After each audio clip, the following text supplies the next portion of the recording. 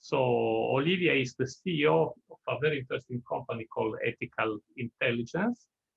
The main focus of her work is consulting, helping companies to develop exactly some of what we have been talking today. So really the ability to include ethics in the design, the generation of products.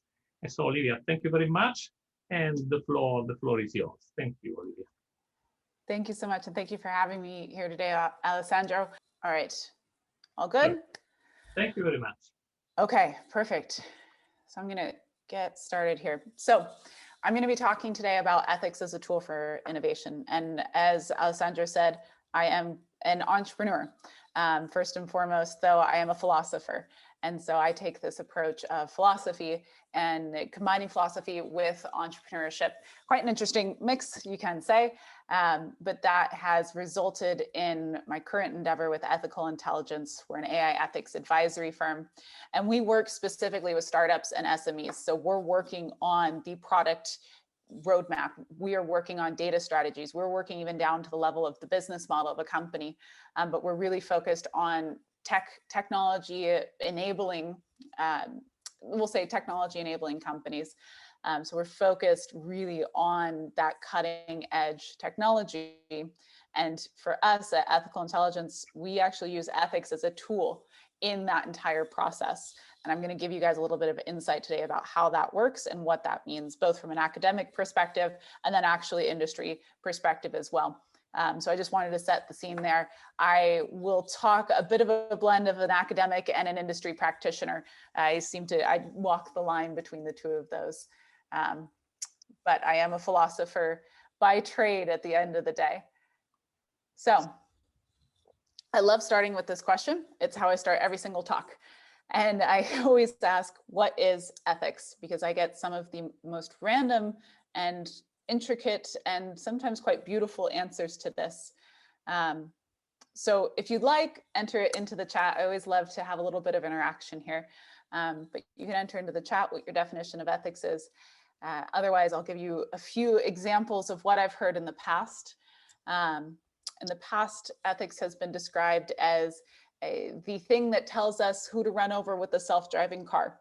I've been told both, I think, in the same sentence, that ethics is subjective and objective, and it's up to society and up to the individuals and up to our moral code. And then I've heard people say, well, I really don't even know what ethics is. So it's a wide range. And again, I usually speak to industry folks. So what's really fun is when I speak to rooms of academics, because then I get very intricate examples. And I think my favorite is speaking at Greek conferences, because I always get very Greek philosopher inspired answers to this question. But what I like to do this for is to get you thinking of what is ethics. We hear it tossed around all the time. It became a bit of a buzzword, especially in terms of marketing perspectives, especially in terms of PR stunts. We saw what is essentially called blue washing. And what that means is putting ethical in front of some technology name and not actually doing anything behind it. So ethical chatbots, ethical credit scoring. If the ethical is not actually followed up with anything behind it, that is something called blue washing. And it's contributed to this confusion around the topic of, around the actual point of what is the term ethics. So how I usually define it at the very start is ethics is the study of right and wrong. We are, through studying ethics, we are looking at what is right, what is wrong, why is that right, why is that wrong? There's many different levels. We've got meta ethics where we're looking at what is right in and of itself, what is the entity that is good. Then we can come down to normative ethics, where we're actually looking at what actions are good, what actions are right. And AI ethics, specifically, my specialization sits within applied ethics, when we're actually taking ethical principles and values and high-level abstract concepts and applying them to a specific situation to come out with a decision. So that's not all ethics is, though. At the very beginning, in the very beginning, we'll say, ethics at its root is actually defined as really a tool that helps individuals in the pursuit of the good life. And what do I mean by that? I mean, you have a good life. In your purpose is to live a good life. What that good life means to you is individual basis. But in the pursuit of that good life, in that pursuit of you fulfilling your full purpose in life, you are using ethics to point yourself in that direction. So you use ethics as a decision-making tool to say, let's say your full purpose in life is to be an honest person. Well, you come across a situation where you can either lie and say that you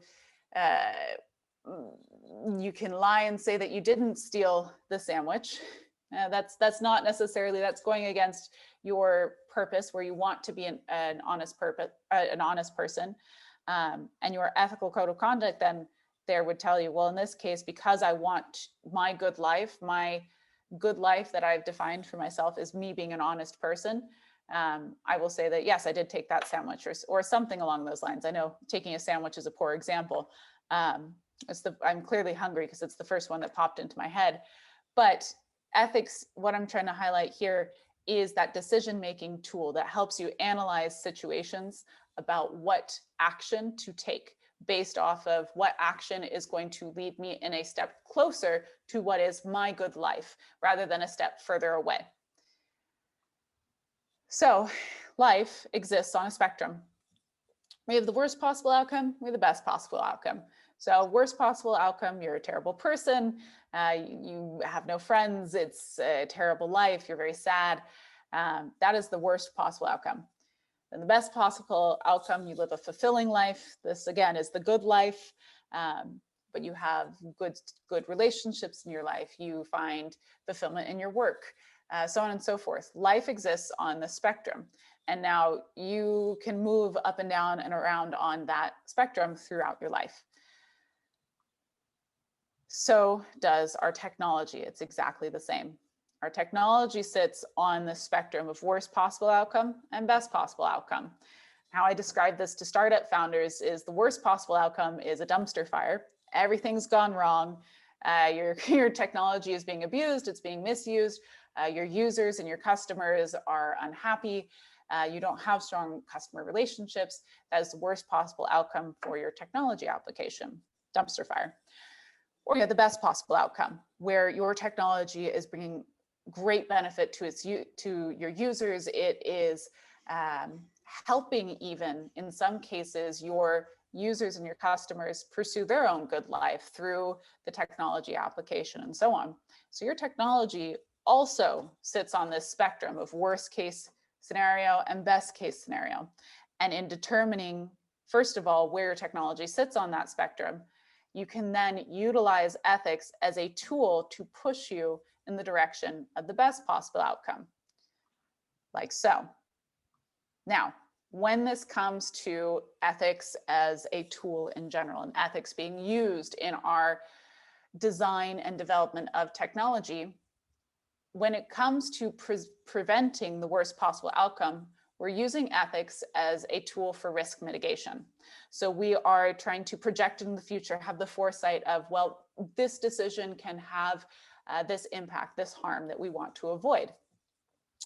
This decision or this feature has significant implications that could harm an edge group or an edge case scenario or subgroups or at-risk populations.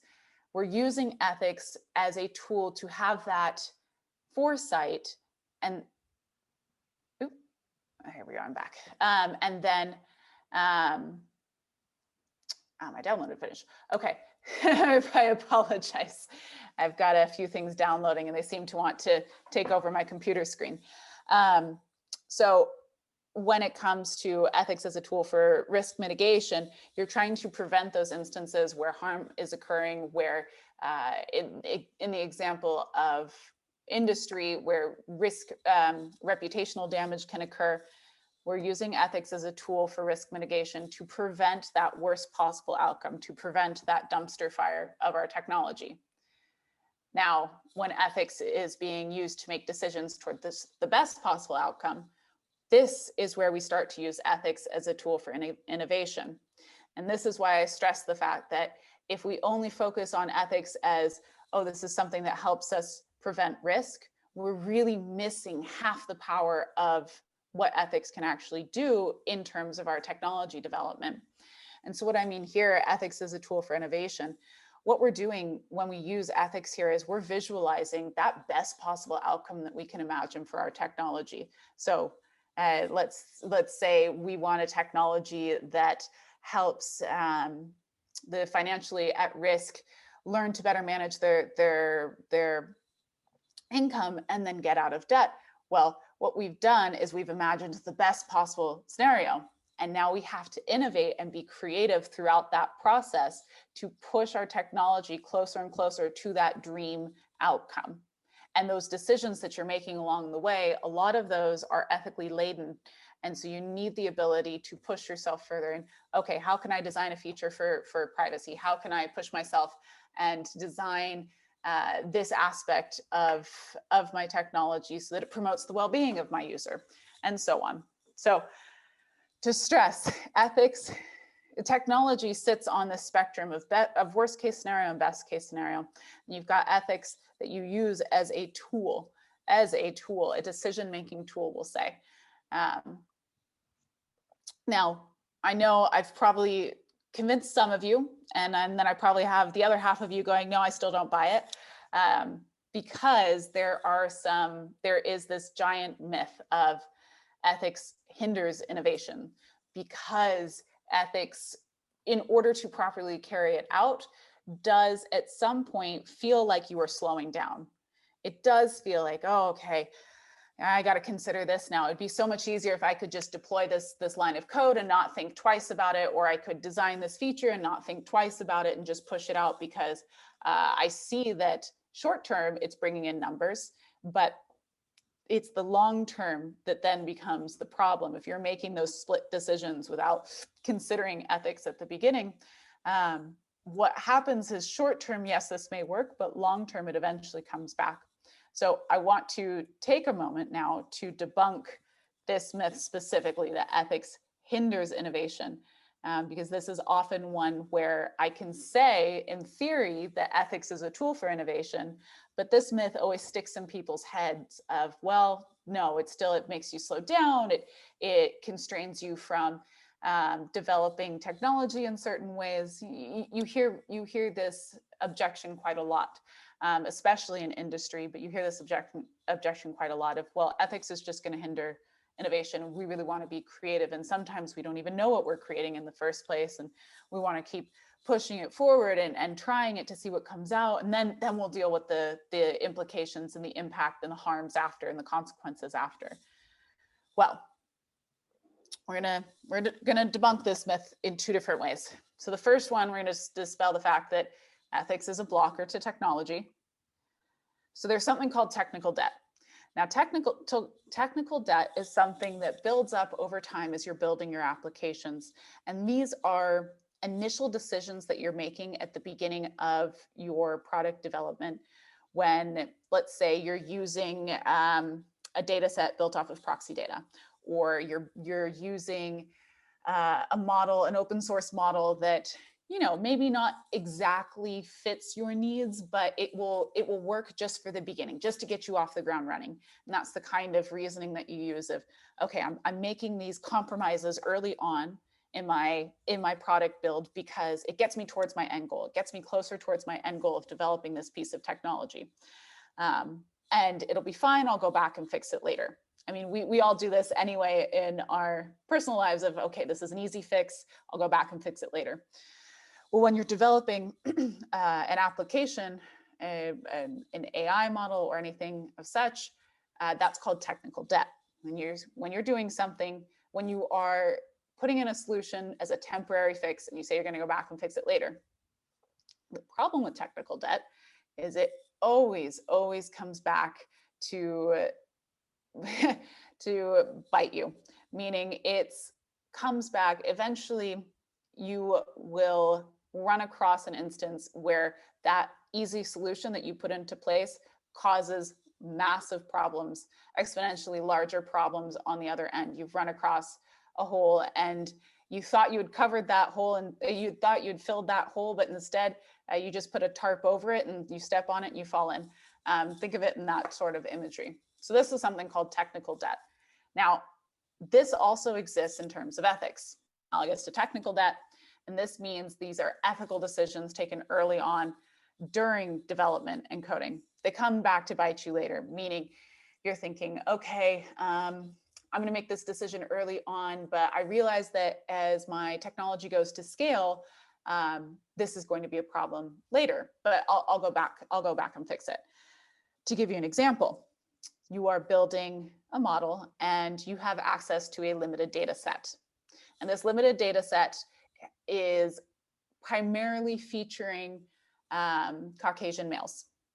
And you're thinking, well, at least I can build the model and train it at the very beginning, and then I'll get a better data set later on. And as my product grows, it's okay. We'll bring in more data, and then that'll help fix it as we go. That's a false belief, meaning if you are building a model on,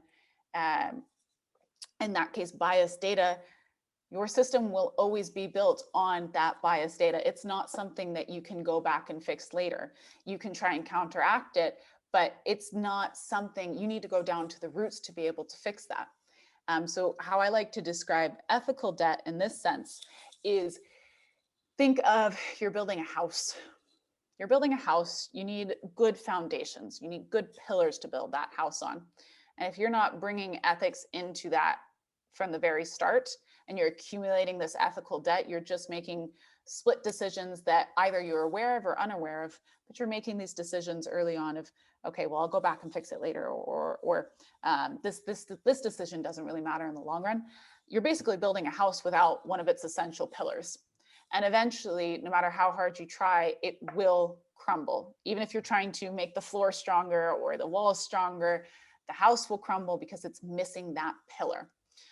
So in this case, what I mean by dispelling the myth that ethics is a blocker to technology, not using ethics is the blocker to technology in terms of long-term success.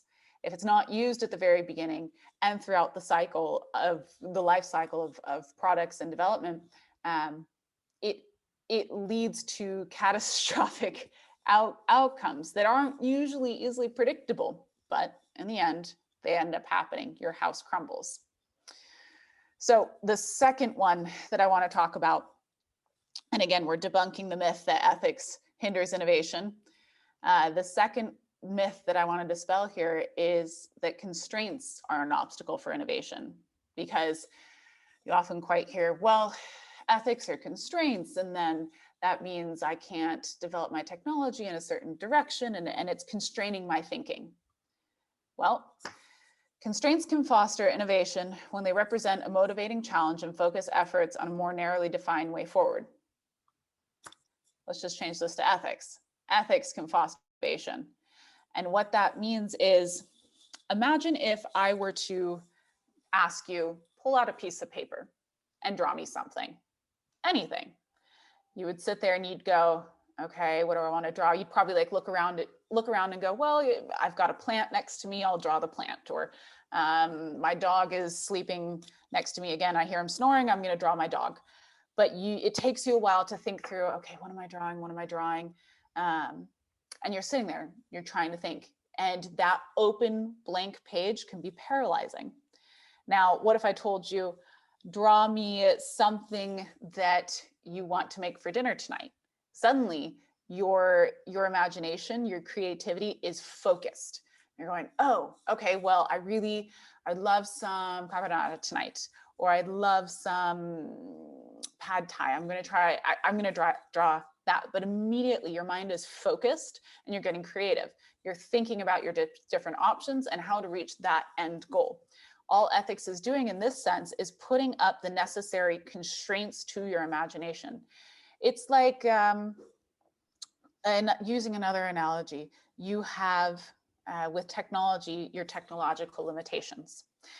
And think of that as a 2D box. You have 4 sides to your box, and you know that you need to design your technological solution to fit within those 4 sides, that box, that square, excuse me. And so you can create a very good solution with that in mind. You can think, okay, well, I have to fit within these limitations, and you have to become creative about those limitations and how to stay within them. Fantastic. Well, in this case, imagine ethics popping that box out of 2D into 3D. Suddenly you have a 360 view of where you need to fit your technology and how you need to target it. Suddenly, instead of kind of shooting in the dark and going, okay, it goes here, and we're going to test these things, you have a very in-depth understanding of your technology. You're looking at it going, okay, I need to fit within this view. It's not 2D, it's a 3D view, and I know exactly now what my constraints are, both from a technical and an ethical perspective. And that forces you to push yourself creatively. That forces another level of innovation. Instead of just meeting one standard, you're meeting 2. You're going above and beyond with your creativity.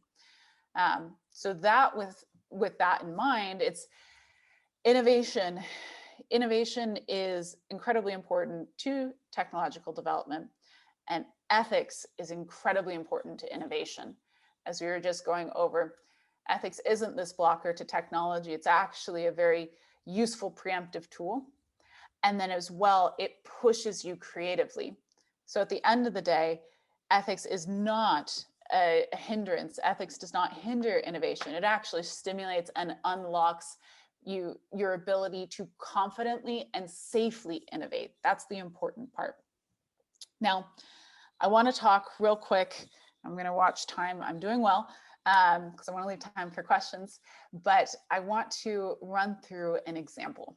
So I know I've done a lot of talking and a lot of theory and conceptual high-level talk in terms of, well, this is ethics and this is ethics as a tool for innovation, and here's dispelling a myth. That's all great. But as I said, that was my academic side. This is now my practitioner side speaking, meaning I want to give you guys an example of what this looks like in action, in actual practical application in terms of industry, when you actually design with ethics in mind. And what I mean by design with ethics is in mind, what I often work with clients on is identifying, okay, what ethical principles matter to you? What are your company values? Both in terms of societal and policy regulations, those principles are important, but what do you as an individual want to accomplish with your technology? And often I get the answer of, oh, I want to promote well-being, or I want to make sure that the privacy of my users is respected. You think, okay, that's great. In order to design with ethics in mind here, then what kind of feature enables privacy? What kind of feature enables that well-being promotion? How are we going to push ourselves to create specific features of our technology that enable and promote ethical principles? So this is what I mean by designing with ethics in mind. It's all a thought process, a conceptual playground, let's say. Well, remember again, I'm going to walk you guys through an example now. Remember again, technology sits on worst possible outcome, best possible outcome. Another way that you've probably heard this phrase before is it's not the technology itself that's bad, it's our application of the technology that's bad or can cause harm.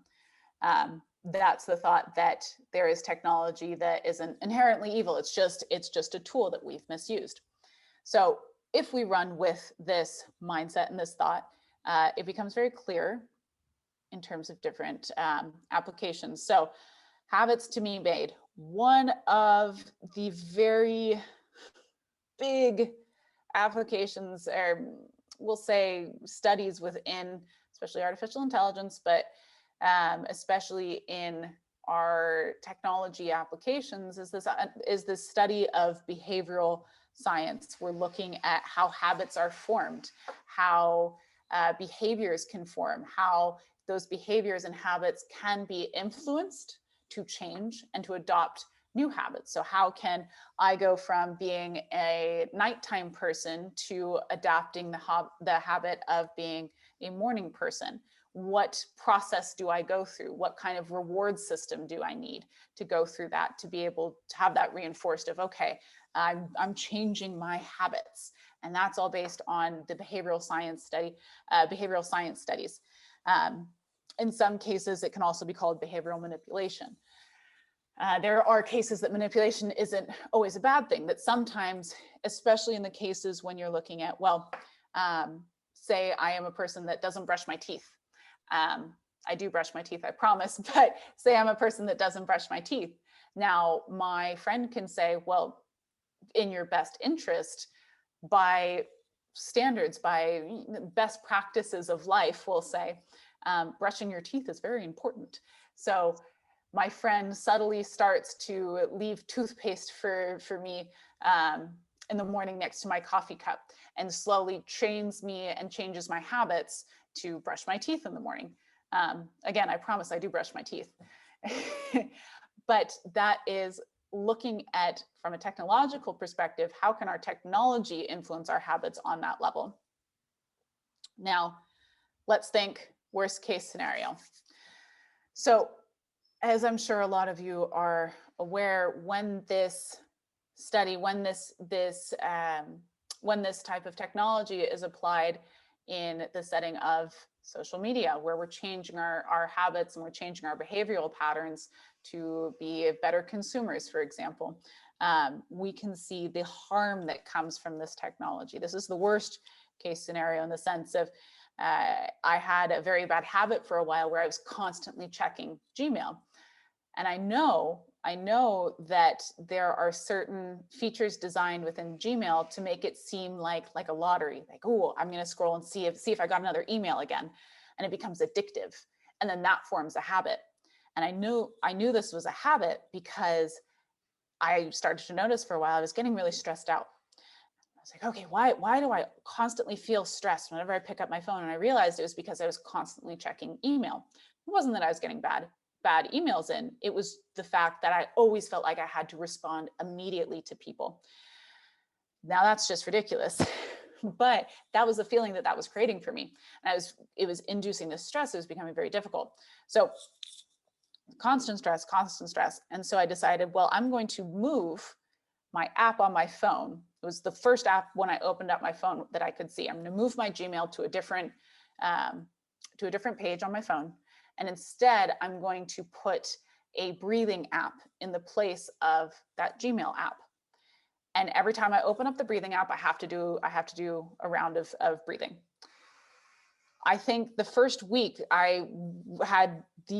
that was the most I've ever breathed in an entire week, that first week of changing that application. And what that clued me into was I had trained myself. I had a behavioral habit of constantly opening up Gmail for the reward-based features that have been built into that application. Again, looking at the behavioral science behind it, Gmail was designed with those behavioral patterns in mind, meaning there are reward systems. There's a reward feeling. There's that good feeling. We want our users constantly on Gmail and have a little boost of serotonin every time they open it up and they get a new email. That had resulted in a change of habit, a change of pattern and behavior for me. Now that is technology in a doomsday scenario, so to speak, when that habit is then becoming detrimental to your user. And again, in my case, that was detrimental to, it was causing an increase in stress levels, an unneeded and undue increase in stress levels for me, because I had a new habit, I had a new behavior, I had that behavioral change, I had a new habit that wasn't benefiting me. It wasn't pushing me to becoming a better person. It was literally just pushing me to, again, scroll and see if I got any new email. Now, it doesn't necessarily mean that behavioral science, the application of it into our technology, is bad. Think of it this way. What if you had a meditation app, and every so often your meditation app, or you set a timer on your meditation app, so every morning at 8 a.m. you got a little notification that said, hey, it's time to meditate. You'd go and you 5 minutes meditation, and you knew you were in control. You knew that that habit was something that you wanted, because meditation for you was something that helps you set your day off right, helped you feel better at the end, at the beginning or the end of the day. Now, that meditation app is using the same thinking, so to speak, the same thinking as social media, like the Gmail app, because what it's trying to do is it's giving you that reward-based system, but you are in control, and it is pushing you towards a better life, a better you, so to speak. I know that sounds a bit cheesy when you say it out loud, but I'm hoping you're following along here with that. That app was designed in mind of, okay, this is a tool for the individual to help change their habits to a habit that will better benefit them, that they've decided that habit will better benefit them. So again, users in control here. But this is what I mean when our technology sits on that spectrum. So on one side, we can have it where it's stress inducing, we change our habits so that, yes, maybe we're better consumers, but we're more anxious as a society, we have higher depression rates. Or we can look at our technology of, well, we can use it to change our habits and our behaviors towards something that we know is good, that we've decided for ourselves is good. It all depends on how you're using that technology. And even if you're just working on that meditation app, looking at how can this be misused as well. You know, even if you have that good purpose, it's always important to have that check back towards the worst case scenario where someone's obsessively checking a meditation app or so on. It's good to have that dual perspective, that dual approach to, okay, here's best case scenario, worst case scenario, making decisions and design decisions, especially to push towards that best case scenario, that best use case of the technology itself. So, in conclusion, to bring it all back around, remember at the beginning how I was asking you what is ethics and to define ethics, and I said that it was the study of right and wrong in the pursuit of the good life. Let's tweak that a little bit. Ethics is a tool for innovation in the pursuit of the good tech. I know that sounds a bit cheesy, but all that means is when we are using ethics in the design, development, deployment of our technology, what we're really doing is visualizing what is the best possible outcome for our technology. What is, if the technology was a person, what is that, the good life for the technology? But really, what is the good purpose of that technology that it can, so that it can be used to help benefit individuals? So ethics is that enabler, that decision-making tool that helps you innovate and create good technology. It's the pursuit of the good technology. So I'm going to end there. Again, if you want to get in contact with me as well, I know we have questions after this, but here's just a few ways to get in touch. You can also find me on Twitter with just Olivia Gambelin straight. I'm going to stop sharing and come back for, I guess, questions now, and to take a bit of a breather on my end.